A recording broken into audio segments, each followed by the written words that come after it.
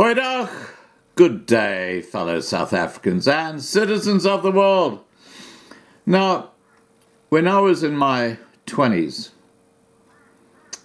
I lived in Krugersdorp, which is west of Johannesburg.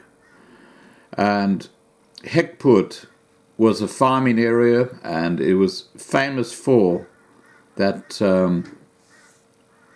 oldest human skull that had been found, called Mrs. Ples. And, it's a very, very interesting area. It used to be a very, very beautiful and stable area. Not so much anymore. Just like the rest of South Africa, the heat has been turned up. Hekpoort is primarily a farming community. Lost count of how many months and weeks these sporadic riots have continued near the area of Hekpoort, 27 kilometers from Krugersdorp. But it has increased exponentially the past week or more. As mentioned yesterday, my friend and her daughter drives the road often and saw the carnage that was caused by the riots. Today, Becker Primary School was closed as the students could not get to school. Every road sign destroyed, roads dug up and destroyed by fire. So if there's no war in the country, what is this? The destruction is the same as during the war. And this is a shout out to Marlena who sent me this. The destruction in Hekpoort, the valleyed agricultural community that borders on the well-known Cradle of Humankind heritage area, is a direct consequence of the opportunist pre-election promises that the ANC made to residents but did not keep.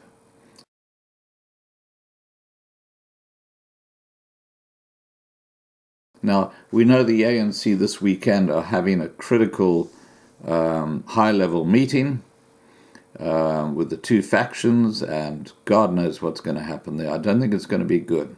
I really don't think it's going to be good. Too many knives out, guys. Too many knives out. For months now, the Hekpoort-Magaliesburg area has been troubled by the actions of riotous people who block roads, destroy infrastructure, burn down pasture for animals, and even torch private vehicles and trucks, all because they were promised land and houses, but it did not happen. Of course, Jan van Riebeck personally is to blame for that. Let's just get that absolutely straight in our heads. Point the blame at Jan van Riebeck and the settlers of 1652. Protesters are preventing people from travelling to their farms and businesses, and motorists often have to take detours just to reach their destinations. The road had just been repaired from similar damage caused the week before. Ongoing protest action in the small town of Hekpoort near Magaliesburg has turned violent in the last few days, with protesters allegedly setting fire to vehicles, constructing blockades, and even digging up the R563 road. I've travelled on that R563 road so many times when I lived in Krugersdorp. My wife at the time, her family had farms down there, and they grew grapes and other things. It's just shocking what's happening all over South Africa. Protesters are voicing their unhappiness with service delivery in the area and have caused chaos and road closures in the region for the last couple of days. Now, you've got to understand that the problem that they have with service delivery is since 1994. Since you've got black mayors, black councillors, corruption, incompetence, BEE, triple B, double E. Look, it ain't rocket science. It's too late to fix the situation in South Africa now. And the big losers are going to be the local African population. They're going to degrade back to the kind of infighting and violence and the stuff that went on pre-1652.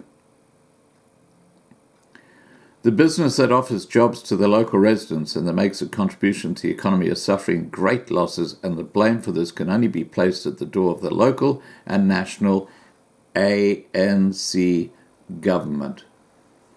The Magali City Local Municipality made promises about housing to the residents of the area, before the 2016 municipal elections, but these promises were not kept. Why are we surprised? The pre-election promises were made after a specific piece of land, which was earmarked for housing, was sold to a private person for 8 million rand and then sold back to the city council for 16 million rand on that same day. Wow. Someone obviously had contacts. This is the sort of crap that goes on. It is just absolutely mind-blowing, the corruption and the fraud. Homeless people started erecting structures on the land with the promise of proper housing structures and municipal services. No impact studies were conducted, and there was no application filed to rezone the agricultural land to a residential area.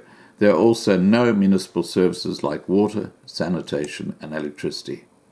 Recently, protesters intensified their protest action, and the police had to intervene. The Freedom Front Plus is currently engaged with role players on various levels of government and with the help of the party's councillors in Magali City. Members of the Gauteng Provincial Legislature, who serve on the Local Government and Community Safety Committee, as well as Mr. Jaco Mulder, FF Plus Member of Parliament, the party will step in and help solve the problem in the interests of all residents. You notice missing in action is the ANC. The FF Plus has called on the residents of Heckput to stand together and to take control of the future and safety of this otherwise peaceful community. Cedric Musondo says the country needs to find different manners of engaging and solving service delivery issues. South Africa faces the risk of being enslaved by poverty if service delivery protests do not come to an end, according to Cedric Musondo, Managing Director of Sasria SOC Limited, a short-term insurer. Musondo also pointed out that Sasria claims processed by the company have increased rapidly in the 2018-2019 financial year, totaling over 1.7 billion rand in value from over 5,000 claims compared to over 3,000 claims in 2017-2018 financial year that amounted to about 800 million rand. So the insurance claims have doubled in just a year.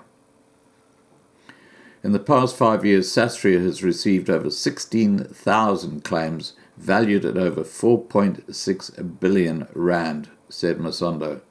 Imagine what could be done with that money. Schools and clinics could have been built, roads could have been fixed, and so much more could have been done to enhance the daily living standards of South Africans. Instead, the money was used to replace damaged property, damaged by rioters protesting against service delivery. It's called shooting yourself in the foot and a missing L factor. He added that the country needed to find different manners of engaging and solving service delivery issues. But something drastic needs to be done. While protest action is enshrined in our Constitution and people have the right to assemble and voice their grievances, the culture of violent protest must come to an end, said Musondo. Now, let me assure every one of my subscribers that you won't find one white person or one Indian amongst those violent protests or violent riots. You won't find one. Not one. Musondo said, if not, we will remain trapped in a cycle of poverty that never ends because we are spending our resources on fixing the same things over and over again. This is not progress. This is not conducive to economic growth. Musondo's comments come after a truck and bakkie was set alight on Tuesday morning by aggrieved residents of Hekpoort in Magaliesburg who are demanding to be housed on adequate land. A community leader in the area, Kagiso Saretse, said last year residents were promised by the municipality that they will be placed in a different area. He, however, said that the act of torching the vehicle was a pure act of criminality and distanced the community from the torching of vehicles in that area. We woke up this morning to the area engulfed with smoke. Many of the residents stay at the farm area, which makes it difficult for them to perform cultural rituals, said Saretse. The protest started last year and the municipality had agreed to move them to an urbanized section, which has, however, not happened, and there has been no communication with us.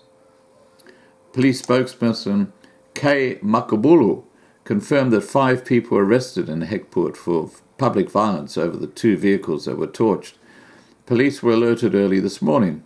The truck and bakkie were burned on the R563, Makabeli said.